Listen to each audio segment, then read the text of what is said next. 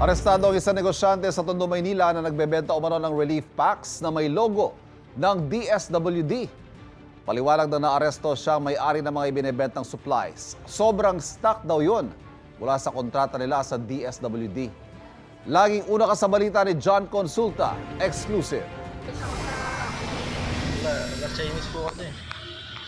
Nakunan pa habang nagbibilang ng pera ang negosyanteng ito sa isang warehouse sa Tondo, Maynila.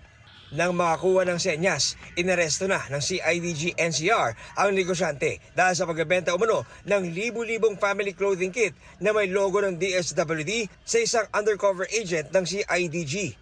Nag-ugat ang entrapment sa impormasyong nakuha ng CIDG na nagkakabentahan daw ng non-food relief packs na para dapat sa mga biktima ng mga kalamidad sa bansa. Umabot yung yung negotiation namin ng more than 15.5 million for the 6,000 pieces.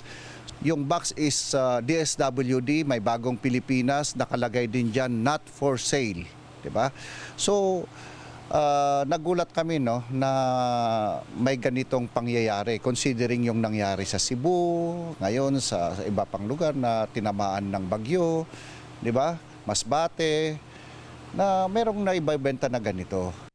Napasugod sa warehouse ang mga taga-DSWD para inspeksyonin ang mga binibentang kits na naglalaman ng mga gamit tulad ng t-shirt, shorts, underwear, tsinelas at tuwalya at nakalagay sa plastic na kahon na may logo ng DSWD.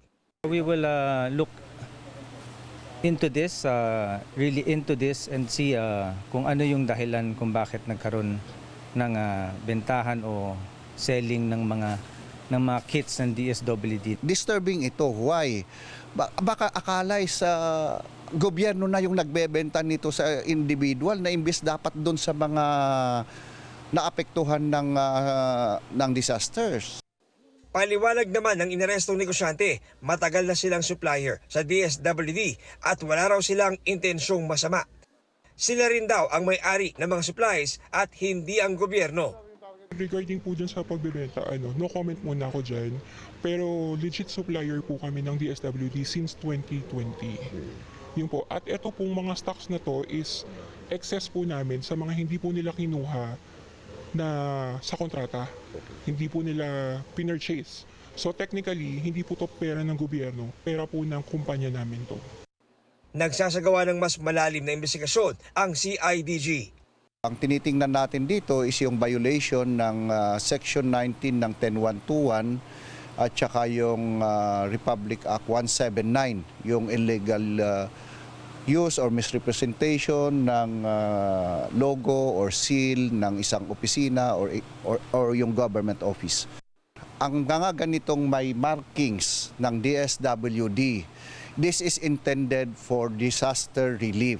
Hindi ito binebenta. Dapat ito po ay libre.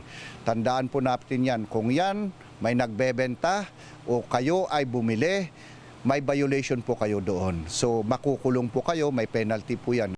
Ito ang unang balita. John Consulta para sa GMA Integrated News. Kapuso, huwag magpapahuli sa latest news and updates. Maging una ka sa balita at mag-subscribe sa YouTube channel ng GMA Integrated News.